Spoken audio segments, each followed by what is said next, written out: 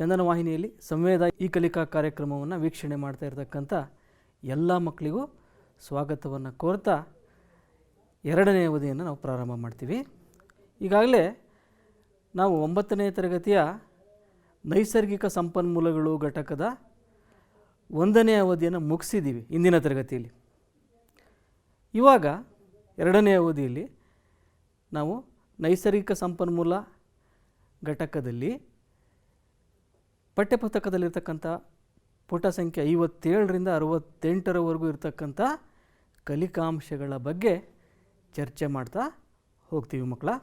ಈ ಒಂದು ಅವಧಿಯಲ್ಲಿ ನಾವು ಮತ್ತೊಂದು ಅತ್ಯಮೂಲ್ಯ ಸಂಪನ್ಮೂಲವಾಗಿರ್ತಕ್ಕಂಥ ಮಣ್ಣು, ಆ ಮಣ್ಣಿನಲ್ಲಿರ್ತಕ್ಕಂಥ ಖನಿಜ ಸಂಪತ್ತುಗಳ ಬಗ್ಗೆ ನಾವು ಚರ್ಚೆ ಮಾಡ್ತೀವಿ. ನಂತರ ಜೀವಭೂ ರಾಸಾಯನಿಕ ಚಕ್ರಗಳು. ಜೀವಭೂ ರಾಸಾಯನಿಕ ಚಕ್ರಗಳು ಅಂದ್ರೇನು? ಆ ಜೀವಭೂ ರಾಸಾಯನಿಕ ಚಕ್ರಗಳಲ್ಲಿ ಪ್ರಮುಖವಾಗಿ 3 ಚಕ್ರಗಳನ್ನು ನಾವು ಇಲ್ಲಿ ಅಭ್ಯಾಸ ಮಾಡ್ತೀವಿ. ಮೊದಲನೇದಾಗಿ ಜಲಚಕ್ರ, ಎರಡನೇದಾಗಿ ನೈಟ್ರೋಜನ್ ಚಕ್ರ, ಮೂರನೇದಾಗಿ ಕಾರ್ಬನ್ ಚಕ್ರ. ಇದರ ಜೊತೆಗೆ ಹಸಿರುಮನೆ ಪರಿಣಾಮ ಮತ್ತು ಇದರ ನಂತರ ಆಕ್ಸಿಜನ್ ಚಕ್ರವನ್ನು ನಾವು ಅಭ್ಯಾಸ ಮಾಡಲಿದ್ದೀವಿ. ಕೊನೆಯದಾಗಿ ಓಝೋನ್ ಪದರ, ಅದರ ಪ್ರಾಮುಖ್ಯತೆ, ಎಲ್ಲ ಅಂಶಗಳನ್ನು ಈ ಒಂದು ಅವಧಿಯಲ್ಲಿ ನಾವು ಕಲಿಯೋಣ ಮಕ್ಕಳೇ. ಇದರಲ್ಲಿ ಈಗಾಗಲೇ ನಾವು ಹಿಂದಿನ ಅವಧಿಯಲ್ಲಿ ಗಾಳಿ ಮತ್ತು ನೀರಿನ ಬಗ್ಗೆ ಮೂಲಾಗ್ರವಾಗಿ ಚರ್ಚೆ ಮಾಡಿದ್ದೀವಿ. ಈ ಅವಧಿಯಲ್ಲಿ ನಾವೀಗ ಮಣ್ಣಿನಲ್ಲಿರ್ತಕ್ಕಂಥ ಖನಿಜ ಸಂಪತ್ತು ಇದ್ರ ಬಗ್ಗೆ ಚರ್ಚೆ ಮಾಡೋಣ ಮಕ್ಕಳೇ. ಇಲ್ಲಿ ನೋಡಿ, ಶಿಲಾಗೋಳದ 3 ಪದರಗಳು ಈ ಒಂದು ಚಿತ್ರದಲ್ಲಿ ನಿಮಗೆ ಕಾಣಿಸ್ತಾ ಇದೆ. ಆ 3 ಪದರಗಳಲ್ಲಿ ಅತ್ಯಂತ ಮೇಲಿನ ಪದರ ಏನಿದೆ ಅದನ್ನು ನಾವು ತೊಗಟೆ, ಭೂತೊಗಟೆ ಅಂತ ಕರಿತೀವಿ. ತೊಗಟೆ ಆದ ನಂತರ ಮ್ಯಾಂಟಲ್ ಬರ್ತದೆ. ಮ್ಯಾಂಟಲ್ ನಂತರ ಒಳಭಾಗದ ಪದರ ಬರ್ತದೆ, ಅದನ್ನು ನಾವು ತಿರುಳು ಅಂತ ಕರಿತೀವಿ. ತಿರುಳು, ಮ್ಯಾಂಟಲ್ ಮತ್ತು ತೊಗಟೆ, ಈ 3 ಪದರಗಳಿದ್ದಾವೆ. ಅದರಲ್ಲಿ ಮ್ಯಾಂಟಲ್ನಲ್ಲಿ ಹೊರ ಮ್ಯಾಂಟಲ್, ಒಳ ಮ್ಯಾಂಟಲ್, ಅದೇ ಥರ ತಿರುಳಿನಲ್ಲಿ ಒಳ ತಿರುಳು, ಹೊರ ತಿರುಳು ಬರ್ತದೆ. ಓಕೆ, ಇದರಲ್ಲಿ ಮಣ್ಣು ಎಲ್ಲಿರುತ್ತೆ? ನಿಮಗೆಲ್ಲ ಗೊತ್ತಿದೆ, ಮಣ್ಣು ಭೂಮಿಯ ಅತ್ಯಂತ ಮೇಲಿನ ಪದರ ಅಲ್ವಾ? ಅದು ಭೂತೊಗಟೆಯ ಮೇಲ್ಭಾಗದಲ್ಲಿ ಇರ್ತದೆ ಅಲ್ವಾ? ಮಣ್ಣು ಒಂದು ಪ್ರದೇಶದ ಜೀವವೈವಿಧ್ಯತೆಯನ್ನು ನಿರ್ಧರಿಸುವಂತಹ ಅತ್ಯಂತ ಪ್ರಮುಖವಾದ ಅಂಶಗಳಲ್ಲಿ ಒಂದು. ಶಿಲಾಗೋಳದ ಅತ್ಯಂತ ಹೊರಪದರವಾಗಿರ್ತಕ್ಕಂಥ ಭೂತೊಗಟೆಯ ಮೇಲಿನ ಹೊದಿಕೆಯೇ ಮಣ್ಣು. ಓಕೆ, ಮಣ್ಣು ಹೇಗೆ ರೂಪುಗೊಳ್ಳುತ್ತದೆ ನೋಡೋಣ.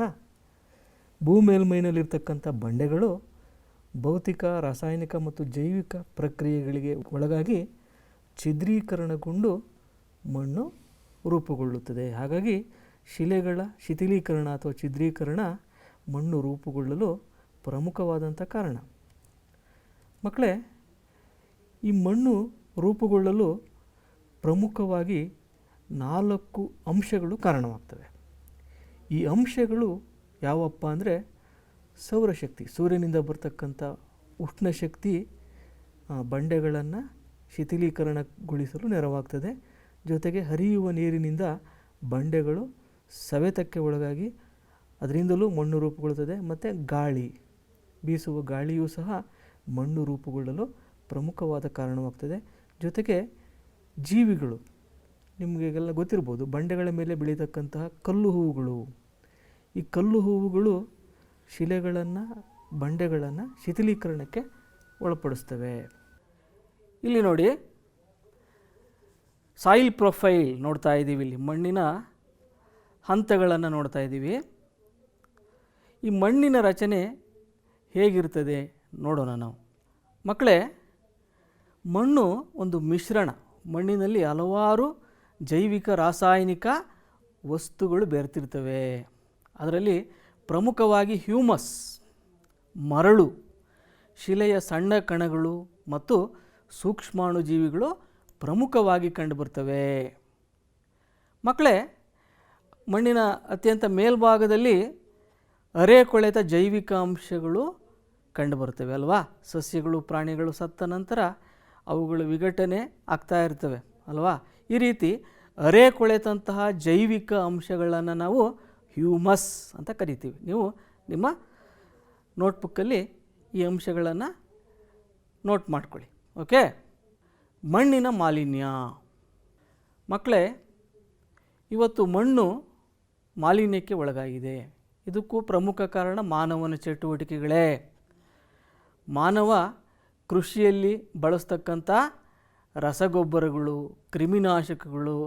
ಕ್ರಿಮಿನಾಶಕಗಳು ಏನಿದಾವೆ ಅವುಗಳ ಉಳಿಕೆಗಳು ಮತ್ತು ಪ್ಲಾಸ್ಟಿಕ್ನಂತಹ ಜೈವಿಕ ವಿಘಟನೆಯಾಗದ ತ್ಯಾಜ್ಯ ವಸ್ತುಗಳು ಏನು ಮಾಡ್ತವೆ, ಮಣ್ಣನ್ನು ಮಲಿನಗೊಳಿಸ್ತವೆ. ಇದರಿಂದಾಗಿ ಏನಾಗುತ್ತೆ, ಮಣ್ಣಿನ ಹ್ಯೂಮಸ್ ಎಮ್ಮಣ್ಣು ಮತ್ತು ಪೋಷಕಾಂಶಗಳನ್ನು ನವೀಕರಿಸುವಂಥ ಸೂಕ್ಷ್ಮ ಜೀವಿಗಳು ನಾಶವಾಗ್ತವೆ ಮತ್ತು ಮಣ್ಣು ತನ್ನ ಫಲವತ್ತತೆಯನ್ನು ಕಳೆದುಕೊಂಡು ಬರಡಾಗೋಗ್ತದೆ. ಮಕ್ಕಳೇ, ಮಣ್ಣಿನ ಸವೆತ. ಮಣ್ಣು ಒಂದು ಅತ್ಯಮೂಲ್ಯ ಸಂಪನ್ಮೂಲ. 1 ಇಂಚು ಮಣ್ಣು ರಚನೆಯಾಗಲಿಕ್ಕೆ ಸುಮಾರು 1 ಲಕ್ಷ ವರ್ಷಗಳು ಬೇಕಾಗ್ತದೆ ಅಂತ ಹೇಳ್ತಾರೆ. ಓಕೆ. ಹರಿಯುವ ನೀರು ಮತ್ತು ಗಾಳಿ ಮಣ್ಣಿನ ಸಣ್ಣ ಕಣಗಳನ್ನು ತಮ್ಮೊಂದಿಗೆ ಕೊಂಡೊಯ್ತವೆ. ಈ ಒಂದು ಪ್ರಕ್ರಿಯೆಯನ್ನೇ ನಾವು ಮಣ್ಣಿನ ಸವೆತ ಎಂದು ಕರಿತೀವಿ. ಓಕೆ. ಮಕ್ಕಳೇ, ಮಣ್ಣಿನ ಸವೆತವನ್ನು ತಡೆಯುವಲ್ಲಿ ಸಸ್ಯದ ಬೇರುಗಳು ಪ್ರಮುಖ ಪಾತ್ರವನ್ನು ವಹಿಸ್ತವೆ. ಅಂದರೆ ಸಸ್ಯದ ಹೊದಿಕೆ ಇದ್ದರೆ ಆ ಒಂದು ಪ್ರದೇಶದಲ್ಲಿ ಮಣ್ಣಿನ ಸವೆತ ಆಗೋದಿಲ್ಲ. ಉದಾಹರಣೆಗೆ ದಟ್ಟವಾಗಿರ್ತಕ್ಕಂಥ ಒಂದು ಕಾಡು, ಹುಲ್ಲುಗಾವಲು ಇದ್ದರೆ ಆ ಸಸ್ಯಗಳ ಬೇರುಗಳು ಮಣ್ಣನ್ನು ಹಿಡಿದಿಟ್ಕೊಳ್ತವೆ. ಹಾಗಾಗಿ ಮಣ್ಣಿನ ಸವೆತವನ್ನು ತಡೆಯುವಲ್ಲಿ ಸಸ್ಯದ ಬೇರುಗಳು ಪ್ರಮುಖ ಪಾತ್ರವನ್ನು ವಹಿಸ್ತವೆ. ನೋಡಿ, ಅರಣ್ಯನಾಶಕ್ಕೂ ಮಣ್ಣಿನ ಸವೆತಕ್ಕೂ ನೇರ ಸಂಬಂಧ ಇದೆ. ಮಕ್ಕಳೇ, ಈಗ ಜೀವಭೂ ರಾಸಾಯನಿಕ ಚಕ್ರಗಳು ಅಂದರೆ ಏನು? ಆ ಜೀವಭೂ ರಾಸಾಯನಿಕ ಚಕ್ರಗಳಲ್ಲಿ ನಾವು ಈ ಒಂದು ಅವಧಿಯಲ್ಲಿ 4 ಚಕ್ರಗಳ ಬಗ್ಗೆ ಅಭ್ಯಾಸ ಮಾಡಲಿದ್ದೀವಿ. ಮೊದಲಿಗೆ ಜೀವಭೂ ರಾಸಾಯನಿಕ ಚಕ್ರಗಳು ಅಂದ್ರೇನು ನೋಡೋಣ. ಮಕ್ಕಳೇ, ಜೀವಮಂಡಲ ಅಥವಾ ಪರಿಸರದಲ್ಲಿ ಜೈವಿಕ ಮತ್ತು ಅಜೈವಿಕ ಘಟಕಗಳ ನಡುವೆ ಪೋಷಕ ವಸ್ತುಗಳ ಚಕ್ರೀಯ ಚಲನೆಯನ್ನು ನಾವು ಜೀವಭೂ ರಾಸಾಯನಿಕ ಚಕ್ರಗಳು ಅಂತ ಕರಿತೀವಿ. ಮಕ್ಕಳೇ, ಈ ಅಜೈವಿಕ ಘಟಕಗಳಾಗಿರ್ತಕ್ಕಂಥ ವಾಯುಗೋಳ, ಅಜೈವಿಕ ಘಟಕಗಳು ಯಾವ್ಯಾವು? ವಾಯುಗೋಳ, ಜಲಗೋಳ ಮತ್ತು ಶಿಲಾಗೋಳ.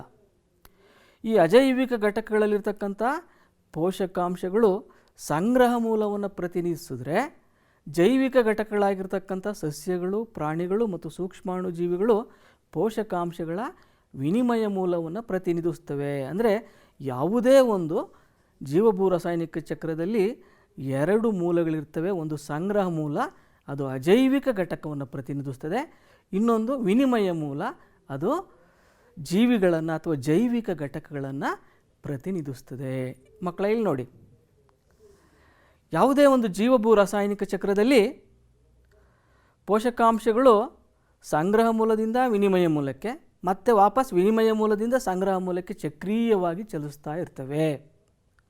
ಇಲ್ಲಿ 2 ಪ್ರಕ್ರಿಯೆಗಳು ಬರ್ತವೆ ಮಕ್ಕಳೇ. ನೋಡಿ, ನೀವು ಪೋಷಕಾಂಶಗಳು ಸಂಗ್ರಹ ಮೂಲದಿಂದ ವಿನಿಮಯ ಮೂಲಕ್ಕೆ ಚಲಿಸುವ ಕ್ರಿಯೆಯನ್ನು ನಾವು ಸ್ಥಿರೀಕರಣ ಕ್ರಿಯೆ ಅಂತ ಕರಿತೀವಿ. ಅದೇ ಥರ ಪೋಷಕಾಂಶಗಳು ವಿನಿಮಯ ಮೂಲದಿಂದ ಸಂಗ್ರಹ ಮೂಲಕ್ಕೆ ವಾಪಸ್ ಬರ್ತಕ್ಕಂಥ ಪ್ರಕ್ರಿಯೆಯನ್ನು ಮರುಚಕ್ರೀಕರಣ ಅಂತ ಕರಿತೀವಿ. ಮಕ್ಕಳೇ, ಮೊದಲಿಗೆ ನಾವು ಜಲಚಕ್ರವನ್ನು ಅರ್ಥ ಮಾಡ್ಕೊಳ್ಳೋಣ. ನೀರು ಭೂಮಿಯ ಮೇಲೆ ಸಾಗರ ಸಮುದ್ರಗಳಲ್ಲಿ ಯಥೇಚ್ಛವಾಗಿ ಸಂಗ್ರಹವಾಗಿದೆ. ಭೂಮಿಯ ಮೇಲ್ಮೈನ 70% ಸಾಗರ ಸಮುದ್ರಗಳು ಆವರಿಸಿದ್ದೇವೆ ಅನ್ನೋದು ನಮಗೆಲ್ಲ ಗೊತ್ತಿದೆ ಮಕ್ಕಳೇ, ಅಲ್ವಾ? ಈ ಜಲಮೂಲಗಳಿಂದ ನೀರು ಸೂರ್ಯನ ಕಿರಣಗಳು ಬಿದ್ದಾಗ ಏನಾಗುತ್ತೆ, ಆವಿ ಆಗ್ತಾ ಇರುತ್ತೆ. ಈ ಆವಿಯಾದಂಥ ನೀರು ವಾತಾವರಣದಲ್ಲಿ ಮೇಲೆ ಮೇಲೆ ಹೋಗುತ್ತೆ, ಅದು ತಂಪಾಗ್ತಾ ಹೋಗುತ್ತೆ. ನೀವು ಈಗಾಗಲೇ ಇಂದಿನ ಅವಧಿಯಲ್ಲಿ ಸಂವಹನ ಪ್ರವಾಹದಲ್ಲಿ ತಿಳ್ಕೊಂಡಿದ್ದೀರ. ಸಂವಹನ ಪ್ರವಾಹದಲ್ಲಿ ನೀರಾವಿ ಮೇಲೆ ಮೇಲೆ ಹೋದಂತೆ ಏನಾಗುತ್ತೆ, ಅದು ತಂಪಾಗಿ ಸಾಂದ್ರೀಕರಣಗೊಳ್ತದೆ. ಸಾಂದ್ರೀಕರಣಗೊಂಡು ಏನಾಗುತ್ತೆ, ನೀರಿನ ಹನಿಗಳಾಗ್ತವೆ.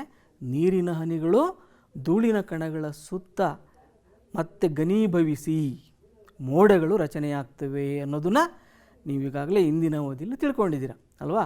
ಈ ರೀತಿ ಜಲಮೂಲಗಳಿಂದ ಆವಿಯಾದಂತಹ ನೀರು ವಾತಾವರಣದ ಮೇಲೆ ಹೋದಾಗ ಸಾಂದ್ರೀಕರಣಗೊಂಡು ಮೋಡಗಳಾಗ್ತವೆ. ಇದಷ್ಟೇ ಅಲ್ಲ, ಸಸ್ಯಗಳು ಬಾಷ್ಪೀಭವನ ಕ್ರಿಯೆಯಲ್ಲಿಯೂ ನೀರಾವಿಯನ್ನು ವಾತಾವರಣಕ್ಕೆ ಬಿಟ್ಟುಕೊಡ್ತವೆ. ಈ ಪ್ರಕ್ರಿಯೆಯಲ್ಲೂ ಸಹ ನೀರಾವಿ ವಾತಾವರಣಕ್ಕೆ ಸೇರುತ್ತೆ. ಈ ರೀತಿ ವಾತಾವರಣದಲ್ಲಿ ಮೇಲೆ ಹೋದಂಥ ನೀರಾವಿ ತಂಪಾಗಿ ಸಾಂದ್ರೀಕರಣಗೊಂಡು ಮಳೆ ಮೋಡಗಳಾಗ್ತವೆ. ನಂತರ ಏನಾಗುತ್ತೆ, ಮೋಡಗಳಿಂದ ಮಳೆಯಾಗ್ತದೆ ಅಲ್ವಾ. ಮೋಡಗಳು ದಟ್ಟೈಸಿದಾಗ ಮಳೆ ಬರುತ್ತೆ. ಆ ಮಳೆಯ ಬಹುತೇಕ ಭಾಗ ಭೂಮಿಯ ಮೇಲ್ಮೈಯನ್ನು 70 ಭಾಗ ಸಾಗರ ಸಮುದ್ರಗಳೇ ಆವರಿಸಿರೋದ್ರಿಂದ ಮತ್ತೆ ವಾಪಸ್ ಸಮುದ್ರಕ್ಕೆ ಬೀಳುತ್ತೆ. ಇನ್ನು ಭೂಮಿಯ ಮೇಲೆ ಬಿದ್ದಂತಹ ನೀರು, ಆ ಭೂಮಿಯ ಮೇಲೆ ಬಿದ್ದಂಥ ನೀರಿನಲ್ಲಿ ಸ್ವಲ್ಪ ಭಾಗ ಭೂಮಿಯಲ್ಲಿ ಇಂಗಿ ಅಂತರ್ಜಲವನ್ನು ಸೇರ್ತದೆ. ಇನ್ನು ಸಸ್ಯಗಳು ಪ್ರಾಣಿಗಳು ತಮಗೆ ಬೇಕಾದಂಥ ನೀರನ್ನು ಬಳಸ್ಕೊಳ್ತವೆ. ಇನ್ನು ಉಳಿದ ನೀರು ನದಿಗಳ ಮೂಲಕ ವಾಪಸ್ ಸಾಗರಗಳಿಗೆ ಹೋಗಿ ಸೇರ್ತದೆ. ಈ ರೀತಿ ಜಲಚಕ್ರ ನಿರಂತರವಾಗಿ ನಡೀತಾ ಇರ್ತದೆ.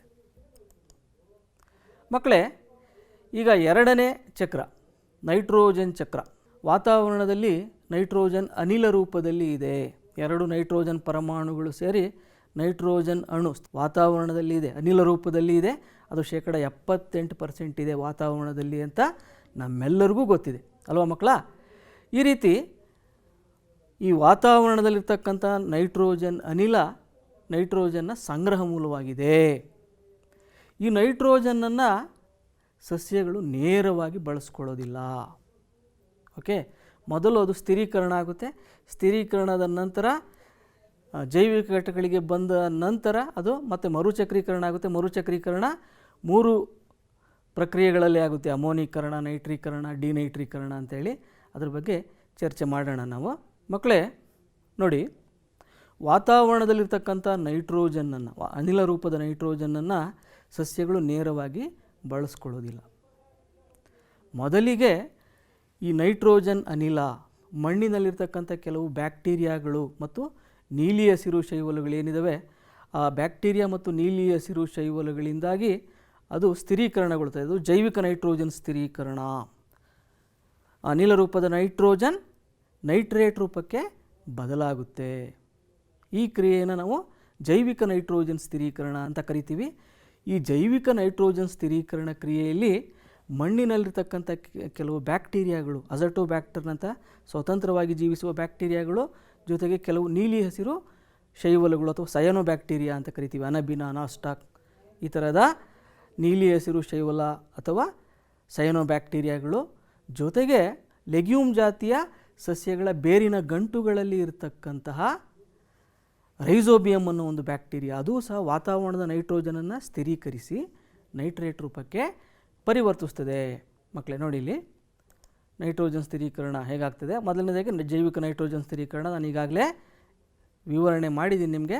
ಇಲ್ಲೇನಾಗುತ್ತೆ, ಮಣ್ಣಿನಲ್ಲಿರ್ತಕ್ಕಂಥ ಅಜಟೋಬ್ಯಾಕ್ಟರ್ನಂಥ ಸ್ವತಂತ್ರವಾಗಿ ಜೀವಿಸುವ ಬ್ಯಾಕ್ಟೀರಿಯಾ ಮತ್ತು ಲೆಗ್ಯೂಮ್ ಜಾತಿಯ ಸಸ್ಯಗಳ ಬೇರಿನ ಗಂಟಿನಲ್ಲಿರುವಂತಹ ರೈಸೋಬಿಯಮ್ನಂತಹ ಬ್ಯಾಕ್ಟೀರಿಯಾಗಳು ವಾತಾವರಣದ ನೈಟ್ರೋಜನನ್ನು ನೈಟ್ರೇಟ್ ರೂಪಕ್ಕೆ ಪರಿವರ್ತನೆ ಮಾಡ್ತವೆ. ಇದರ ಜೊತೆಗೆ ಇನ್ನೊಂದು ಭೌತಿಕ ರಾಸಾಯನಿಕ ಪ್ರಕ್ರಿಯೆಯು ನಡೆಯುತ್ತೆ. ಅದನ್ನು ನಾವು ವಿದ್ಯುತ್ ರಾಸಾಯನಿಕ ಸ್ಥಿರೀಕರಣ ಅಂತ ಕರಿಬೋದು. ಅದೇಗಾಗುತ್ತೆ ಅಂದರೆ, ಮಿಂಚಿನಲ್ಲಿರ್ತಕ್ಕಂಥ ಅಗಾಧವಾದ ಶಕ್ತಿ ಏನು ಮಾಡುತ್ತೆ, ವಾತಾವರಣದ ನೈಟ್ರೋಜನ್ ಮತ್ತು ಆಕ್ಸಿಜನ್ ಎರಡರ ನಡುವೆ ರಾಸಾಯನಿಕ ಕ್ರಿಯೆಯನ್ನು ಏರ್ಪಡಿಸಿ ವಾತಾವರಣದ ನೈಟ್ರೋಜನನ್ನು ನೈಟ್ರೇಟ್ ರೂಪಕ್ಕೆ ಪರಿವರ್ತನೆ ಮಾಡ್ತದೆ. ಈ ರೀತಿ ವಿದ್ಯುತ್ ರಾಸಾಯನಿಕ ಸ್ಥಿರೀಕರಣಕ್ಕೆ ಕಾರಣ ಏನಪ್ಪ ಅಂದರೆ, ಮಿಂಚಿನಲ್ಲಿರ್ತಕ್ಕಂಥ ಅಗಾಧ ಶಕ್ತಿ. ಆ ಶಕ್ತಿಯಿಂದಾಗಿ ನೈಟ್ರೋಜನ್ ಮತ್ತು ಆಕ್ಸಿಜನ್ಗಳ ಸಂಯೋಗವಾಗಿ ನೈಟ್ರೇಟ್ ರೂಪಕ್ಕೆ ಬರ್ತದೆ.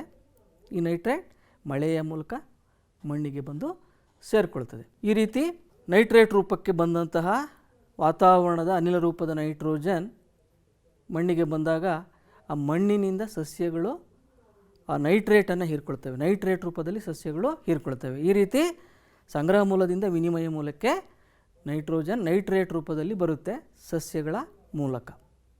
ಸಸ್ಯಗಳೇನು ಮಾಡ್ತವೆ, ಈ ಮಣ್ಣಿನಲ್ಲಿರ್ತಕ್ಕಂಥ ನೈಟ್ರೇಟುಗಳನ್ನು ಹೀರಿಕೊಂಡು ಸಾವಯವ ನೈಟ್ರೋಜನ್ ಸಂಯುಕ್ತಗಳಾಗಿರ್ತಕ್ಕಂಥ ಪ್ರೋಟೀನ್ ಮತ್ತು ನ್ಯೂಕ್ಲಿಕ್ ಆಮ್ಲಗಳು, DNA RNA ಅಂತ ಕರಿತೀವಲ್ಲ, ಈ ಪ್ರೋಟೀನ್ ಮತ್ತು DNA RNA ಅಂತ ಸಾವಯವ ನೈಟ್ರೋಜನ್ ಸಂಯುಕ್ತಗಳನ್ನು ತಯಾರಿಸುತ್ತವೆ ಸಸ್ಯಗಳು ಈ ನೈಟ್ರೇಟನ್ನು ಬಳಸ್ಕೊಂಡು. ನಂತರ ಆಹಾರ ಸರಪಳಿಯ ಮೂಲಕ ಏನಾಗುತ್ತೆ, ಈ ಸಾವಯವ ನೈಟ್ರೋಜನ್ ಸಂಯುಕ್ತಗಳು ಅಂದರೆ ಪ್ರೋಟೀನ್ಗಳು ಪ್ರಾಣಿಗಳಿಗೆ ವರ್ಗಾವಣೆ ಆಗ್ತವೆ. ಮಕ್ಕಳೇ, ನಂತರ ಏನಾಗ್ತದೆ, ಸಸ್ಯಗಳು ಮತ್ತು ಪ್ರಾಣಿಗಳು ಸತ್ತ ನಂತರ, ಅಳಿದು ಹೋದ ನಂತರ ಏನಾಗ್ತದೆ, ಅವುಗಳಲ್ಲಿರ್ತಕ್ಕಂಥ ಸಾವಯವ ನೈಟ್ರೋಜನ್ ಸಂಯುಕ್ತಗಳು ಮಣ್ಣಿನಲ್ಲಿರ್ತಕ್ಕಂಥ ಬ್ಯಾಕ್ಟೀರಿಯಾಗಳಿಂದ ಕೆಳಗಿನ 3 ಮರುಚಕ್ರೀಕರಣ ಕ್ರಿಯೆಗಳಿಂದ ವಾಪಸ್ ವಾತಾವರಣಕ್ಕೆ ನೈಟ್ರೋಜನ್ ಅನಿಲ ರೂಪಕ್ಕೆ ಪರಿವರ್ತನೆಗೊಳ್ತವೆ. ಈ ರೀತಿ ನೈಟ್ರೋಜನ್ ಮರುಚಕ್ರೀಕರಣಗೊಳ್ತಕ್ಕಂಥ 3 ಪ್ರಕ್ರಿಯೆಗಳು ಯಾವುವು ಅನ್ನೋದನ್ನು ನೋಡೋಣ. ಅದರಲ್ಲಿ ಮೊದಲನೇದಾಗಿ ಅಮೋನೀಕರಣ ಕ್ರಿಯೆ. ಅಮೋನೀಕರಣ ಕ್ರಿಯೆ ಅಂದರೆ ನೋಡಿ, ಅಮೋನೀಕರಿಸುವಂಥ ಬ್ಯಾಕ್ಟೀರಿಯಾಗಳು ಮಣ್ಣಿನಲ್ಲಿರ್ತವೆ. ಈ ಅಮೋನೀಕರಿಸುವಂಥ ಬ್ಯಾಕ್ಟೀರಿಯಾಗಳೇನು ಮಾಡ್ತವೆ, ಪ್ರೋಟೀನನ್ನು ಅಮೋನಿಯಾ ರೂಪಕ್ಕೆ ಪರಿವರ್ತನೆ ಮಾಡ್ತವೆ. ಇದರ ನಂತರ ಎರಡನೇ ಪ್ರಕ್ರಿಯೆ ಪ್ರಾರಂಭ ಆಗುತ್ತೆ. ಎರಡನೇ ಪ್ರಕ್ರಿಯೆಯನ್ನು ನಾವು ನೈಟ್ರೀಕರಣ ಅಂತ ಕರಿತೀವಿ. ಮಣ್ಣಿನಲ್ಲಿರ್ತಕ್ಕಂಥ ನೈಟ್ರೀಕರಿಸುವಂತಹ ಬ್ಯಾಕ್ಟೀರಿಯಾಗಳಾಗಿರ್ತಕ್ಕಂತಹ ನೈಟ್ರೋಸೋಮೋನಾಸ್ ಮತ್ತು ನೈಟ್ರೋಬ್ಯಾಕ್ಟರ್ ಇವುಗಳು ಅಮೋನಿಯಾವನ್ನು ನೈಟ್ರೈಟ್ ಮತ್ತು ನೈಟ್ರೇಟ್ ರೂಪಕ್ಕೆ ಪರಿವರ್ತನೆ ಮಾಡ್ತವೆ. ಈ ಪ್ರಕ್ರಿಯೆಯನ್ನೇ ನಾವು ನೈಟ್ರೀಕರಣ ಅಂತೀವಿ. ಇದರ ನಂತರ ಮೂರನೇ ಪ್ರಕ್ರಿಯೆ ಡಿನೈಟ್ರೀಕರಣ. ಇದು ಕೊನೆಯ ಪ್ರಕ್ರಿಯೆ, ಮರುಚಕ್ರೀಕರಣದಲ್ಲಿ ಕೊನೆಯ ಪ್ರಕ್ರಿಯೆ ಡಿನೈಟ್ರೀಕರಣ. ಇಲ್ಲಿ ಮಣ್ಣಿನಲ್ಲಿರ್ತಕ್ಕಂಥ ಸೂಡೋಮೋನಾಸ್ನಂತಹ ಕೆಲವು ಬ್ಯಾಕ್ಟೀರಿಯಾಗಳು ನೈಟ್ರೇಟನ್ನು ಮತ್ತೆ ವಾಪಸ್ ವಾತಾವರಣದ ನೈಟ್ರೋಜನ್ ಅನಿಲ ರೂಪಕ್ಕೆ ಅಪಕರ್ಷಿಸ್ತವೆ. ಇದರಿಂದ ಮತ್ತೆ ನೈಟ್ರೋಜನ್ ಅನಿಲ ವಾಪಸ್ ವಾತಾವರಣಕ್ಕೆ ಬರುತ್ತೆ. ಈ ರೀತಿ ನೈಟ್ರೋಜನ್ ಚಕ್ರ ನಿರಂತರವಾಗಿ ಪರಿಸರದಲ್ಲಿ, ಜೀವಗೋಳದಲ್ಲಿ ನಡೀತಾ ಇರ್ತದೆ. ಮುಂದೆ ಕಾರ್ಬನ್ ಚಕ್ರ. ಕಾರ್ಬನ್ ಚಕ್ರದ ಬಗ್ಗೆ, ಕಾರ್ಬನ್ ಪ್ರಮುಖವಾಗಿ ವಾತಾವರಣದಲ್ಲಿ ಕಾರ್ಬನ್ ಡೈಆಕ್ಸೈಡ್ ಅನಿಲ ರೂಪದಲ್ಲಿ ಇದೆ. ಇದು ಕಾರ್ಬನ್ನಿನ ಪ್ರಮುಖ ಸಂಗ್ರಹ ಮೂಲ ಯಾವುದಪ್ಪ ಅಂದರೆ ವಾತಾವರಣದಲ್ಲಿರ್ತಕ್ಕಂಥ ಕಾರ್ಬನ್ ಡೈಆಕ್ಸೈಡ್. ಈ ವಾತಾವರಣದಲ್ಲಿರ್ತಕ್ಕಂಥ ಕಾರ್ಬನ್ ಡೈಆಕ್ಸೈಡನ್ನು ಸಸ್ಯಗಳು ನೇರವಾಗಿ ಹೀರ್ಕೊಳ್ತವೆ, ಹೀರ್ಕೊಂಡು ಆಹಾರವನ್ನು ತಯಾರಿಸ್ತವೆ. ಆ ಕ್ರಿಯೆಯನ್ನು ನಾವು ದ್ಯುತಿ ಸಂಶ್ಲೇಷಣೆ ಕ್ರಿಯೆ ಅಂತ ಕರಿತೀವಿ. ಹಾಗಾಗಿ ಕಾರ್ಬನ್ ಚಕ್ರದಲ್ಲಿ ಸ್ಥಿರೀಕರಣ ಕ್ರಿಯೆ ಯಾವುದಪ್ಪ ಅಂದರೆ ಅದು ದ್ಯುತಿ ಸಂಶ್ಲೇಷಣೆ. ಅಂದರೆ ಸಂಗ್ರಹ ಮೂಲದಲ್ಲಿ ಏನು ವಾತಾವರಣದಲ್ಲಿ ಕಾರ್ಬನ್ ಡೈಆಕ್ಸೈಡ್ ಅನಿಲ ರೂಪದಲ್ಲಿ ಇದೆ, ಆ ಕಾರ್ಬನ್ ಡೈಆಕ್ಸೈಡು ದ್ಯುತಿ ಸಂಶ್ಲೇಷಣೆ ಕ್ರಿಯೆಯ ಮೂಲಕ ಸಸ್ಯಗಳಿಗೆ ಬರುತ್ತೆ. ನಂತರ ಸಸ್ಯಗಳು ಆಹಾರವನ್ನು ತಯಾರಿಸ್ತವೆ. ಆ ಆಹಾರ ಸರಪಳಿಯ ಮೂಲಕ ಪ್ರಾಣಿಗಳಿಗೆ ವರ್ಗಾವಣೆ ಆಗ್ತದೆ. ಅದನ್ನು ನೋಡೋಣ. ಇಲ್ಲಿ ನೋಡಿ, ಇದು ಕಾರ್ಬನ್ ಚಕ್ರದ ರೇಖಾನಕ್ಷೆ ಪುಸ್ತಕದಲ್ಲೂ ಇದೆ, ನೀವು ಇದನ್ನು ಗಮನಿಸ್ಬೋದು. ಮುಂದೆ ಕಾರ್ಬನ್ ಸ್ಥಿರೀಕರಣ ಹೇಗಾಗುತ್ತೆ ಅದನ್ನು ಈಗಾಗಲೇ ಹೇಳಿದೆ. ಯಾವ ಕ್ರಿಯೆ ಮೂಲಕ ಕಾರ್ಬನ್ ಸ್ಥಿರೀಕರಣಗೊಳ್ಳುತ್ತೆ? ದ್ಯುತಿ ಸಂಶ್ಲೇಷಣೆಯ ಕ್ರಿಯೆಯಲ್ಲಿ. ಸಸ್ಯಗಳು ದ್ಯುತಿ ಸಂಶ್ಲೇಷಣೆಯ ಕ್ರಿಯೆಯ ಮೂಲಕ ಏನು ಮಾಡ್ತವೆ, ವಾತಾವರಣದ ಕಾರ್ಬನ್ ಡೈಆಕ್ಸೈಡನ್ನು ಸ್ಥಿರೀಕರಿಸಿ ಸಾವಯವ ಆಹಾರ, ಮೊದಲಿಗೆ ಗ್ಲೂಕೋಸ್ ರೂಪಕ್ಕೆ ಬರುತ್ತೆ. ಗ್ಲೂಕೋಸ್ನಿಂದ ಬಹುಶರ್ಕರ, ಪಿಷ್ಟ, ಸೆಲ್ಯುಲೋಸ್ ಈ ರೀತಿಯ ಕಾರ್ಬೋಹೈಡ್ರೇಟ್ಗಳೆಲ್ಲ ಉಂಟಾಗ್ತವೆ. ಈ ಸಾವಯವ ಆಹಾರ ಪದಾರ್ಥಗಳು ಮುಂದೆ ಆಹಾರ ಸರಪಳಿಯ ಮೂಲಕ ಪ್ರಾಣಿಗಳಿಗೆ ವರ್ಗಾವಣೆ ಆಗ್ತವೆ. ಇದು ಕಾರ್ಬನ್ ಚಕ್ರದ ಸ್ಥಿರೀಕರಣ ಕ್ರಿಯೆ ಆಯಿತು. ಈಗ ಕಾರ್ಬನ್ ಚಕ್ರದಲ್ಲಿ ಮರುಚಕ್ರೀಕರಣ ಕ್ರಿಯೆಗಳ ಬಗ್ಗೆ ನಾವು ತಿಳ್ಕೊಳ್ಳೋಣ ಮಕ್ಕಳೇ. ಕಾರ್ಬನ್ ಚಕ್ರದಲ್ಲಿ ಮರುಚಕ್ರೀಕರಣ ಪ್ರಮುಖವಾಗಿ 3 ಕ್ರಿಯೆಗಳ ಮೂಲಕ ಆಗುತ್ತೆ. ಆ 3 ಕ್ರಿಯೆಗಳು ಯಾವುವು ಅನ್ನೋದನ್ನು ನೋಡೋಣ. ಮೊದಲನೇದಾಗಿ ಉಸಿರಾಟ. ಎಲ್ಲ ಜೀವಿಗಳು, ಸಸ್ಯಗಳಿರ್ಬೋದು, ಪ್ರಾಣಿಗಳಿರ್ಬೋದು, ಸೂಕ್ಷ್ಮಾಣುಜೀವಿಗಳಿರ್ಬೋದು, ಎಲ್ಲ ಜೀವಿಗಳು ಉಸಿರಾಟ ಕ್ರಿಯೆಯಲ್ಲಿ ಕಾರ್ಬನ್ ಡೈಆಕ್ಸೈಡನ್ನು ವಾತಾವರಣಕ್ಕೆ ಬಿಡುಗಡೆ ಮಾಡ್ತವೆ. ಅದೇ ಥರ ಸಸ್ಯಗಳು ಮತ್ತು ಪ್ರಾಣಿಗಳು ಸತ್ತ ನಂತರ ಏನಾಗುತ್ತೆ, ಅವುಗಳ ದೇಹವು ಮಣ್ಣಿನಲ್ಲಿರ್ತಕ್ಕಂಥ ವಿಘಟಕ ಬ್ಯಾಕ್ಟೀರಿಯಾ ಮತ್ತು ಶಿಲೀಂಧ್ರಗಳಿಂದ ಕೊಳೆಯುವಿಕೆ ಅಥವಾ ವಿಘಟನೆಯ ಕ್ರಿಯೆಗೆ ಒಳಗಾಗ್ತದೆ.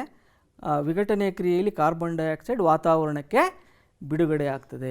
ನಂತರ ಫಾಸಿಲ್ ಇಂಧನಗಳು ಅಂದರೆ ಕಲ್ಲಿದ್ದಲು, ಪೆಟ್ರೋಲ್, ಡೀಸೆಲ್, ಸೀಮೆ ಎಣ್ಣೆ ಈ ಇಂಧನಗಳ ದಹನ ಕ್ರಿಯೆಯಿಂದಲೂ ಏನಾಗುತ್ತೆ, ವಾತಾವರಣಕ್ಕೆ ಕಾರ್ಬನ್ ಡೈಆಕ್ಸೈಡ್ ಬಿಡುಗಡೆ ಆಗುತ್ತೆ. ಜೊತೆಗೆ ಜ್ವಾಲಾಮುಖಿ ಸ್ಫೋಟದಲ್ಲಿಯೂ ಸಹ ಕಾರ್ಬನ್ ಡೈಆಕ್ಸೈಡ್ ವಾತಾವರಣಕ್ಕೆ ಬಿಡುಗಡೆ ಆಗ್ತದೆ. ಮಕ್ಕಳೇ, ಈಗ ಜಾಗತಿಕ ತಾಪಮಾನ ಏರಿಕೆ ಅಥವಾ ಹಸಿರುಮನೆ ಪರಿಣಾಮದ ಬಗ್ಗೆ ನಾವು ಚರ್ಚೆ ಮಾಡೋಣ. ನೋಡಿ, ದಹನ ಕ್ರಿಯೆಯಲ್ಲಿ ಕಾರ್ಬನ್ ಡೈಆಕ್ಸೈಡ್ ಬಿಡುಗಡೆಯಾಗುತ್ತೆ ಅಂತ ನಮಗೆಲ್ಲ ಗೊತ್ತಿದೆ. ನಾವು ಕೈಗಾರಿಕೆಗಳಲ್ಲಿ, ವಾಹನಗಳಲ್ಲಿ ಯಥೇಚ್ಛವಾಗಿ ಕಲ್ಲಿದ್ದಲು, ಪೆಟ್ರೋಲಿಯಂ ತೈಲಗಳನ್ನು ಬಳಸ್ತಾ ಇರೋದ್ರಿಂದ ಏನಾಗ್ತಾಯಿದೆ, ಪ್ರಪಂಚದಾದ್ಯಂತ ಕಾರ್ಬನ್ ಡೈಆಕ್ಸೈಡ್ನ ಪ್ರಮಾಣ ಮಿತಿಮೀರಿ ವಾತಾವರಣಕ್ಕೆ ಸೇರ್ತಾ ಇದೆ ಅಲ್ವಾ.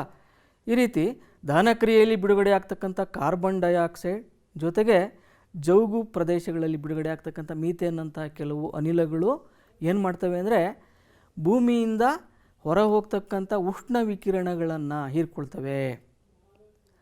ಈ ರೀತಿ ಭೂಮಿಯಿಂದ ಹೊರ ಹೋಗ್ತಕ್ಕಂಥ ಉಷ್ಣ ವಿಕಿರಣಗಳನ್ನು ಹೀರಿಕೊಂಡು ಭೂಮಿಯ ಸರಾಸರಿ ತಾಪಮಾನವನ್ನು ಹೆಚ್ಚಿಸ್ತವೆ. ಈ ಒಂದು ವಿದ್ಯಮಾನವನ್ನೇ ನಾವು ಹಸಿರುಮನೆ ಪರಿಣಾಮ ಅಂತ ಕರಿತೀವಿ. ವಾತಾವರಣದಲ್ಲಿ ಕಾರ್ಬನ್ ಡೈಆಕ್ಸೈಡ್ನ ಪ್ರಮಾಣ ಹೆಚ್ಚಾದಂತೆ ಏನಾಗ್ತಾ ಇದೆ, ಜಾಗತಿಕ ತಾಪಮಾನದ ಏರಿಕೆ ಉಂಟಾಗ್ತಾ ಇದೆ. ಇದರ ದುಷ್ಪರಿಣಾಮಗಳ ಬಗ್ಗೆ ಮುಂದಿನ ತರಗತಿಗಳಲ್ಲಿ ನೀವು ಮತ್ತಷ್ಟು ಮಾಹಿತಿಯನ್ನು ತಿಳಿದುಕೊಳ್ತೀರ. ಮಕ್ಕಳೇ, ಆಕ್ಸಿಜನ್ ಚಕ್ರ ನೋಡೋಣ. ಆಕ್ಸಿಜನ್ ಅನಿಲ ರೂಪದಲ್ಲಿ ಇದೆ. ಸುಮಾರು 21% ಅನಿಲ ರೂಪದಲ್ಲಿ ಆಕ್ಸಿಜನ್ ವಾತಾವರಣದಲ್ಲಿದೆ. ಈ ವಾತಾವರಣದಲ್ಲಿರ್ತಕ್ಕಂಥ ಆಕ್ಸಿಜನ್ ಮೊದಲಿಗೆ ಉಸಿರಾಟ ಕ್ರಿಯೆಯಲ್ಲಿ, ಎಲ್ಲ ಜೀವಿಗಳು ಉಸಿರಾಟ ಕ್ರಿಯೆಯಲ್ಲಿ ಆಕ್ಸಿಜನನ್ನು ಬಳಸ್ಕೊಳ್ತವೆ ಅಲ್ವಾ. ಈ ಆಕ್ಸಿಜನನ್ನು ಹೀರ್ಕೊಂಡು ಉಸಿರಾಟ ಕ್ರಿಯೆಯಲ್ಲಿ ನಂತರ ಜೀವಿಗಳ ದೇಹವನ್ನು ಪ್ರವೇಶಿಸಿದಂತಹ ಆಕ್ಸಿಜನ್ ನಂತರ ಹೇಗೆ ವಾತಾವರಣಕ್ಕೆ ವಾಪಸ್ ಬರುತ್ತೆ ಅನ್ನೋದನ್ನು ನೋಡೋಣ. ಇಲ್ಲಿ ಉಸಿರಾಟ ಕ್ರಿಯೆಯಲ್ಲಿ ಎಲ್ಲ ಜೀವಿಗಳು ಆಕ್ಸಿಜನನ್ನು ಹೀರ್ಕೊಂಡು ನಂತರ ಆ ಆಕ್ಸಿಜನನ್ನು ಬಳಸ್ಕೊಂಡು ವಿವಿಧ ಸಾವಯವ ಆಹಾರಗಳನ್ನು ಸಸ್ಯಗಳು ತಯಾರಿಸ್ತವೆ. ಸಸ್ಯಗಳಿಂದ ಪ್ರಾಣಿಗಳಿಗೆ ಅದು ವರ್ಗಾವಣೆ ಆಗ್ತದೆ. ಪ್ರಾಣಿಗಳಲ್ಲಿಯೂ ಆಕ್ಸಿಜನ್ ಇದ್ದೇ ಇರ್ತದೆ. ಸಾವಯವ ಸಂಯುಕ್ತಗಳಲ್ಲಿ ಬಹುತೇಕ ಎಲ್ಲ ಸಾವಯವ ಸಂಯುಕ್ತಗಳಲ್ಲಿ ಪ್ರಮುಖವಾಗಿ ಕಾರ್ಬನ್ನು, ಹೈಡ್ರೋಜನ್ನು, ಆಕ್ಸಿಜನ್ ಈ 3 ಮೂಲವಸ್ತುಗಳು ಇದ್ದೇ ಇರ್ತವೆ ಅಲ್ವಾ. ನಂತರ ಈ ಆಕ್ಸಿಜನ್ ಮತ್ತೆ ಸಂಗ್ರಹ ಮೂಲಕ್ಕೆ, ವಾತಾವರಣಕ್ಕೆ ಹೇಗೆ ಬಿಡುಗಡೆಯಾಗುತ್ತೆ, ಯಾವ ಕ್ರಿಯೆ ಮೂಲಕ ಬಿಡುಗಡೆಯಾಗುತ್ತೆ ಅಂದರೆ ಅದು ದ್ಯುತಿ ಸಂಶ್ಲೇಷಣೆ ಕ್ರಿಯೆಯ ಮೂಲಕ ಅಲ್ವಾ. ಇಲ್ಲಿ ನೋಡ್ರಿ, ದ್ಯುತಿ ಸಂಶ್ಲೇಷಣೆ ಕ್ರಿಯೆ ಆಕ್ಸಿಜನ್ ಚಕ್ರದಲ್ಲಿ ಒಂದು ಮರುಚಕ್ರೀಕರಣ ಕ್ರಿಯೆ, ಕಾರ್ಬನ್ ಚಕ್ರದಲ್ಲಿ ಅದು ಸ್ಥಿರೀಕರಣ ಕ್ರಿಯೆ ಆಗಿತ್ತು ಅಲ್ವಾ. ಇಲ್ಲಿ ವ್ಯತ್ಯಾಸವನ್ನು ಗಮನಿಸಿ ಮಕ್ಕಳೇ. ಈ ರೀತಿ ಆಕ್ಸಿಜನ್ ಚಕ್ರ ನಿರಂತರವಾಗಿ ಜೀವಗೋಳದಲ್ಲಿ ನಡೀತಾ ಇರ್ತದೆ. ವಾತಾವರಣದಲ್ಲಿನ ಆಕ್ಸಿಜನ್ 3 ಪ್ರಕ್ರಿಯೆಗಳಿಂದ ಬಳಸಲ್ಪಡ್ತದೆ. ಅವು ಉಸಿರಾಟ ಕ್ರಿಯೆ, ದಹನ ಕ್ರಿಯೆ ಮತ್ತು ನೈಟ್ರೋಜನ್ ಆಕ್ಸೈಡ್ಗಳು ಉಂಟಾಗಲು ಆಕ್ಸಿಜನ್ ಅವಶ್ಯಕತೆ ಇದೆ. ಇನ್ನು ಆಕ್ಸಿಜನ್ ಮತ್ತೆ ವಾತಾವರಣಕ್ಕೆ ಮರುಚಕ್ರೀಕರಣಗೊಳ್ಳುವುದು ಕೇವಲ ದ್ಯುತಿ ಸಂಶ್ಲೇಷಣೆ ಕ್ರಿಯೆಯಿಂದ ಮಾತ್ರ. ಇದು ಪ್ರಕೃತಿಯಲ್ಲಿ ಆಕ್ಸಿಜನ್ ಚಕ್ರವನ್ನು ರೂಪಿಸ್ತದೆ. ಮಕ್ಕಳೇ, ಈಗ ಓಝೋನ್ ಪದರ ಇಲ್ಲಿ ನೀವು ಚಿತ್ರದಲ್ಲಿ ಗಮನಿಸ್ತಾ ಇರ್ಬೋದು. ಅಕ್ಟೋಬರ್ 1980ರಲ್ಲಿ ಅಂಟಾರ್ಕ್ಟಿಕಾ ಮೇಲಿನ ಓಝೋನ್ ಪದರ 80ರಲ್ಲಿದೆ, 85ರಲ್ಲಿದೆ, 90ರಲ್ಲಿದೆ. 3 ಸೂಕ್ಷ್ಮವಾಗಿ ಗಮನಿಸಿ. 1980ರಲ್ಲಿ ಅಲ್ಲಿ ನೀವೆಲ್ಲೂ ಕೆನ್ನೇರಳೆ ಬಣ್ಣವನ್ನು ಕಾಣೋದಿಲ್ಲ. ಅಲ್ಲಿ ಕೇವಲ ನಿಮಗೆ ನೇರಳೆ ಬಣ್ಣ ಅಷ್ಟೇ ಕಾಣ್ತಾ ಇದೆ. ಕೆನ್ನೇರಳೆ ಅಂದರೆ ಕೆಂಪು ನೇರಳೆ ಬಣ್ಣ ಕಾಣ್ತಾ ಇಲ್ಲ. 1985ಕ್ಕೆ ಬಂದರೆ ಅಲ್ಲಿ ಕೆನ್ನೇರಳೆ ಬಣ್ಣ ಕಾಣಿಸ್ತಾ ಇದೆ. ಇನ್ನು 1990ರಲ್ಲಿ ಆ ಕೆನ್ನೇರಳೆ ಬಣ್ಣದ ವ್ಯಾಪ್ತಿ ಮತ್ತಷ್ಟು ಜಾಸ್ತಿ ಆಗಿದೆ ಅಲ್ವಾ. ಇದು ಏಕೀಗಾಗಿದೆ ಅನ್ನೋದನ್ನು ನಾವು ನೋಡೋಣ ಮಕ್ಕಳೇ. ಓಝೋನ್ ಪದರ ಅಂದ್ರೇನು, ಅದು ಹೇಗೆ ರೂಪುಗೊಂಡಿದೆ ಅನ್ನೋದನ್ನು ಚರ್ಚೆ ಮಾಡೋಣ. ಓಝೋನ್ O3 ಅದು ಅಂದರೆ ಆಕ್ಸಿಜನ್ನ 3 ಪರಮಾಣುಗಳಿಂದ ರಚನೆಯಾಗಿರ್ತಕ್ಕಂತಹ ಒಂದು ಅಣು, ತ್ರಿಪರಮಾಣೀಯ ಅಣು ಓಝೋನ್. ಇದು ವಾತಾವರಣದ ಕೆಳಗಿನ ಸ್ತರದಲ್ಲಿ ಬರೋದಿಲ್ಲ. ಕೆಳಗಿನ ಸ್ತರದಲ್ಲಿ ಕೇವಲ ಅನಿಲ ರೂಪದ ಆಕ್ಸಿಜನ್, O2 ರೂಪದ ಆಕ್ಸಿಜನ್ ಮಾತ್ರ ಇದೆ. ವಾತಾವರಣದ 2ನೇ ಸ್ತರವಾಗಿರ್ತಕ್ಕಂಥ ಸ್ತರವಲಯ ಅಥವಾ ಸ್ಟ್ರಾಟೋಸ್ಪಿಯರ್ ಅಂತ ಕರಿತೀವಿ. ಆ ಸ್ಟ್ರಾಟೋಸ್ಪಿಯರ್ನಲ್ಲಿ ಸ್ತರವಲಯದಲ್ಲಿ ಈ ಓಝೋನ್ ಇದೆ. ಇದು ಕೆಳಗಿನ ಪದರದಲ್ಲಿ ಏನಾದರೂ ಇದ್ದರೆ ಅದು ಒಂದು ಮಾಲಿನ್ಯಕಾರಕ ವಿಷಾನಿಲ ಓಝೋನ್. ಆದರೆ ಅದು ಸ್ತರವಲಯದಲ್ಲಿ ಅತ್ಯಂತ ಪ್ರಾಮುಖ್ಯತೆಯನ್ನು ವಹಿಸಿರ್ತಕ್ಕಂಥ ಒಂದು ಅನಿಲವಾಗಿದೆ.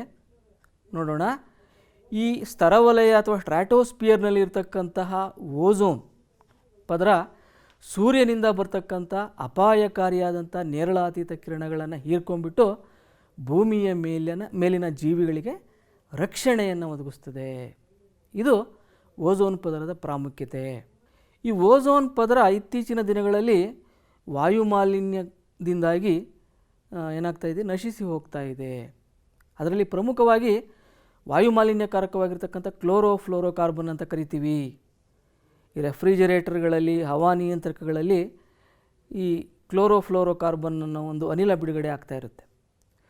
ಈ ಅನಿಲ ಮೇಲೆ ಹೋಗಿ ಸ್ತರವಲಯವನ್ನು ಸೇರಿದಾಗೇನ ಏನು ಮಾಡುತ್ತೆ, ಇದು ಓಝೋನ್ನೊಂದಿಗೆ ವರ್ತಿಸಿ ಓಝೋನ್ ಪದರವನ್ನು ಓಝೋನ್ ಅಣುವನ್ನು ವಿಘಟನೆ ಮಾಡ್ತದೆ. ಹಾಗಾಗಿ ಓಝೋನ್ ಪದರದಲ್ಲಿ ರಂಧ್ರಗಳು ಉಂಟಾಗ್ತವೆ. ನೀವು ಮಕ್ಕಳೇ, ಇದುವರೆಗೂ ನಾವೇನು ಚರ್ಚೆ ಮಾಡಿದ್ವು ಆ ಚರ್ಚೆ ಮಾಡಿದಂಥ ಅಂಶಗಳ ಪುನರಾವಲೋಕನ ಮಾಡೋಣ. ನೋಡಿ, ಕೆಳಗಿನ ಯಾವ ಅಂಶ ಮಣ್ಣಿನ ರಚನೆಗೆ ಕಾರಣವಾಗುವುದಿಲ್ಲ? ಸೌರಶಕ್ತಿ, ನೀರು, ವಾತಾವರಣದ ಒತ್ತಡ, ಗಾಳಿ. ವಾತಾವರಣದ ಒತ್ತಡ. ಎರಡನೇ ಪ್ರಶ್ನೆ ನೋಡೋಣ. ಸಸ್ಯಗಳು ನೈಟ್ರೋಜನ್ ಪೋಷಕಾಂಶವನ್ನು ಈ ರೂಪದಲ್ಲಿ ಹೀರಿಕೊಳ್ಳುತ್ತವೆ. ಯಾವ ರೂಪದಲ್ಲಿ ಹೀರಿಕೊಳ್ಳುತ್ತವೆ ಗಮನಿಸಿ ಆಪ್ಷನ್ಸ್ಗಳನ್ನ. ಅಣುರೂಪದ ನೈಟ್ರೋಜನ್, ನೈಟ್ರೇಟ್, ನೈಟ್ರಿಕ್ ಆಮ್ಲ, ಸಯನೈಡ್. ಉತ್ತರ ಯಾವುದಿರ್ಬೋದು? ಓಕೆ, ನಿಮ್ಮ ಊಹೆ ಸರಿಯಾಗಿದೆ. ಉತ್ತರ ನೈಟ್ರೇಟ್. ಸಸ್ಯಗಳು ನೈಟ್ರೇಟ್ ರೂಪದಲ್ಲಿ ನೈಟ್ರೋಜನನ್ನು ಹೀರಿಕೊಳ್ತವೆ. ಇನ್ನು ರಸಪ್ರಶ್ನೆ 3. ಓಝೋನ್ ಪದರ ಶಿಥಿಲಗೊಳ್ಳಲು ಕಾರಣವಾಗುವ ವಾಯುಮಾಲಿನ್ಯಕಾರಕ ಯಾವುದು? ಇವಾಗ ತಾನೇ ಚರ್ಚೆ ಮಾಡಿದ್ದೀವಿ ನಾವು. ಓಝೋನ್ ಪದರ ಶಿಥಿಲಗೊಳ್ಳಲು ಕಾರಣವಾಗುವ ವಾಯುಮಾಲಿನ್ಯಕಾರಕ: A chlorofluorocarbon, B carbon monoxide, C sulphur dioxide, D ಸೀಸದ ಆವಿ. ಉತ್ತರ ನೋಡೋಣ ಮಕ್ಕಳ. ಓಕೆ, ನಿಮ್ಮ ಊಹೆ ಸರಿಯಾಗಿದೆ. ಉತ್ತರ ಕ್ಲೋರೋಫ್ಲೋರೋಕಾರ್ಬನ್. ಮಕ್ಕಳೇ, ಈ ಅವಧಿಯಲ್ಲಿ ನೀವೇನೇನು ಕಲ್ತ್ರಿ ಪುನರಾವಲೋಕನ ಮಾಡ್ಕೊಳ್ಳಿ. ಪಠ್ಯಪುಸ್ತಕದಲ್ಲಿ ಒಮ್ಮೆ ಓದಿ. ಮಣ್ಣಿನಲ್ಲಿರ್ತಕ್ಕಂಥ ಪೋಷಕಾಂಶಗಳು ಸಸ್ಯಗಳನ್ನು ಪೋಷಣೆ ಮಾಡ್ತವೆ. ಈ ಪೋಷಕಾಂಶಗಳು ಜೀವಭೂ ರಾಸಾಯನಿಕ ಚಕ್ರಗಳ ಮೂಲಕ ಜೈವಿಕ ಮತ್ತು ಅಜೈವಿಕ ಘಟಕಗಳ ನಡುವೆ ಚಕ್ರೀಯವಾಗಿ ಚಲಿಸುತ್ತವೆ ಅನ್ನೋದನ್ನು ನಾವು ಚರ್ಚೆ ಮಾಡಿದ್ವು. ಮತ್ತು ಪರಿಸರ ಮಾಲಿನ್ಯದಿಂದಾಗಿ ಜಾಗತಿಕ ತಾಪಮಾನ ಏರಿಕೆ ಅಥವಾ ಹಸಿರುಮನೆ ಪರಿಣಾಮ ಮತ್ತು ಓಝೋನ್ ಪದರ ನಾಶದಂತಹ ವೈಪರೀತ್ಯಗಳು ಉಂಟಾಗ್ತವೆ ಅನ್ನೋದ್ರ ಬಗ್ಗೆ ನಾವು ಈ ಒಂದು ಅವಧಿಯಲ್ಲಿ ಚರ್ಚೆ ಮಾಡಿದ್ದೀವಿ. ಮಕ್ಕಳೇ, ಈಗ ಕೊನೆಯದಾಗಿ ಗೃಹ ಕಾರ್ಯಕ್ಕೆ ಬರೋಣ. ಇಲ್ಲಿ ಕೊಟ್ಟಂಥ ಗೃಹ ಕಾರ್ಯವನ್ನು 4 ಪ್ರಶ್ನೆಗಳಿದ್ದಾವೆ. ಈ 4 ಪ್ರಶ್ನೆಗಳಿಗೆ ಉತ್ತರಿಸಿ ನಿಮ್ಮ ಶಿಕ್ಷಕರಿಗೆ ನೀವು ತೋರಿಸಲೇಬೇಕು. 1ನೇ ಪ್ರಶ್ನೆ, ಮಣ್ಣಿನ ರಚನೆಗೆ ಕಾರಣವಾಗುವ ಅಂಶಗಳನ್ನು ವಿವರಿಸಿ. 2ನೇ ಪ್ರಶ್ನೆ, ನೈಟ್ರೋಜನ್ ಚಕ್ರದ ರೇಖಾನಕ್ಷೆಯನ್ನು ಬರೆಯಿರಿ. 3ನೇ ಪ್ರಶ್ನೆ, ಕಾರ್ಬನ್ ಡೈಆಕ್ಸೈಡ್ ಜೈವಿಕ ಘಟಕಗಳಿಗೆ ಹೇಗೆ ಸ್ಥಿರೀಕರಣಗೊಳ್ಳುತ್ತದೆ? ಮತ್ತು ಕೊನೆಯ ಪ್ರಶ್ನೆ, ಓಝೋನ್ ಪದರದ ಪ್ರಾಮುಖ್ಯತೆಯನ್ನು ಸಂಕ್ಷಿಪ್ತವಾಗಿ ವಿವರಿಸಿ. ಮಕ್ಕಳೇ, ಇದುವರೆಗೂ ಸಾವಧಾನದಿಂದ ಪಾಠವನ್ನು ನೀವು ಕೇಳಿಸ್ಕೊಂಡಿದ್ದೀರಾ ಅಂತ ನಾನು ಭಾವಿಸ್ತೀನಿ. ನಿಮ್ಮೆಲ್ಲರಿಗೂ ಸಹ ವಂದನೆಗಳನ್ನು ತಿಳಿಸಿ ನನ್ನ ಈ ಒಂದು ಅವಧಿಯನ್ನು ಮುಗಿಸ್ತಾ ಇದ್ದೀನಿ.